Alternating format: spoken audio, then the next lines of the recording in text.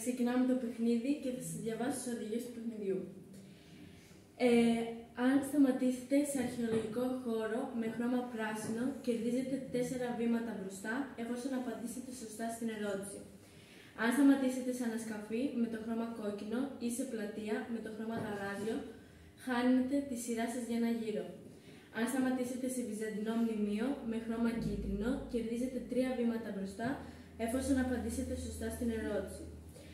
Αν σταματήσετε σε αξιοθέατα της πόλης με χρώμα γαλάζιο, κερδίζετε 2 βήματα μπροστά, εφόσον απαντήσετε πάλι σωστά σε μία ερώτηση. Αν σταματήσετε στο θωρωτό κιναϊκό τάφο ή στο στίμβο του Σοφοκλή, πηγαίνετε κατευθείαν στο τέρμα, που είναι το αρχαίο θέατρο Αχαρνών, εφόσον απαντήσετε σωστά σε μία ερώτηση από τις σχετικές με τα μνημεία Κατέρας. Ξεκινήστε. Αδριάννη Υδραγωγείο. Τι κατασκευή του Αδριανίου Υδραγωγείου ξεκίνησε ο Αυτοκράτορας? Α. Αδριανός, Β. Αντώνιος ο Ευσεβής, Γ. ο Κωνσταντίνος ο Πέμπτος. Σωστό. Βασιλικά κτήματα.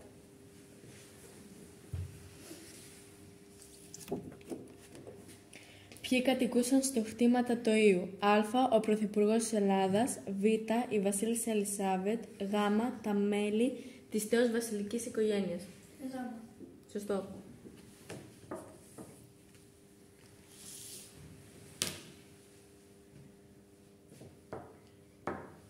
Δημοτικό, πρώτο δημοτικό σχολείο. Ποιο είναι το ισχυρότερο στοιχείο της αρχιτεκτονικής σύνθεσης του κτηρίου του πρώτου δημοτικού σχολείου Αχαρνών? Α. Η σύνθεση της όψης προς τη μεριά της αυλής. Β. Ο άξονας συμμετρίας που διέρχεται από την κύρια είσοδο του κτηρίου. Γ. Η μορφολογία του κτηρίου. Το Β. Σωστό. Που είναι